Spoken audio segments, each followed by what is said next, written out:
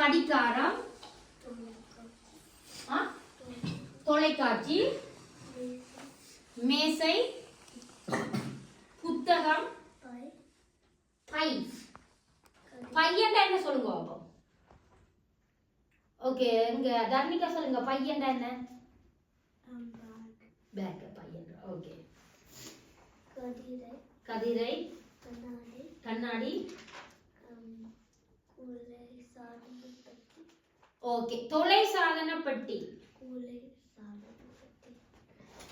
விளங்கல? குலை சாதன பெட்டி, குளிர் சாதன பெட்டி. குளிர் சாதன பெட்டி ஏண்டா? ஓகே, அனிகாவே சொல்லுங்க. லூயிஸ் சொல்லுங்க அப்போ, குளிர் சாதன பெட்டி என்னன்னு? ஃப்ரிட்ஜ். ஓகே, அடுத்தது